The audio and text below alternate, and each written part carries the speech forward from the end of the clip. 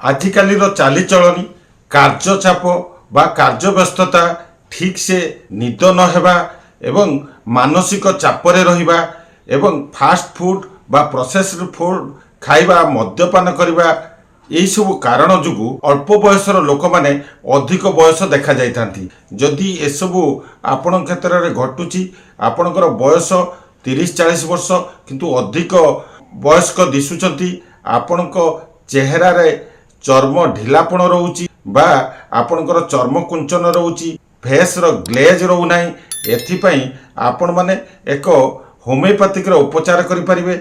एई formula मु अनेक more patient को देइची बहुत क्षेत्र रे यह सफलता मध्य समान क्षेत्र रे देखा दे तेणु आपण माने याकू व्यवहार करि परिबे। एथिपई आपण तीनोटी मदर टिंचर को आनंतु बर्बरिस एक्रोफिलम मदर टिंचर एवं द्वितीयटी हला कैलेंडुला मदर टिंचर एवं तृतीयटी होची थुजा मदर टिंचर। ये तीनोटी को समान परिमाण ले एक 100 मिलीलीटर बोतल ले भरंतु अर्थात बराबर मात्रा रे तीनोटी को गोटे 100 ml बोतल ले भरंतु एवं 100 ml गोलाप जल आणंतु एहाकू एक 200 ml बोतल ले ये तीनोटी मदर टिंचर 100 ml एवं गोलाप जल 100 ml एहाकू 200 ml बोतल ले भरि दियंतु।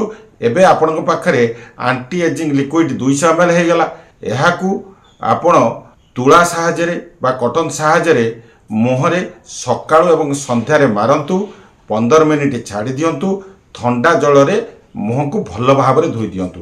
देखिबे 2 ରୁ 3 मास व्यवहार कला परे आपणकर चेहरार ग्लेज आसवा सहित आपणकर स्किन ले देखा देउतबा समस्या गुड़िक जेमिति कि चर्मर ढिलापण हेउ किंबा चर्म रे कुंचन हेउ किंबा दाग हेउ ये सबरु सुंदर भाव में उपचार हो जाइतिबो। आपण माने अवश्य यहाकू करंतु एवं मेसेज रे निहाती जणांतु।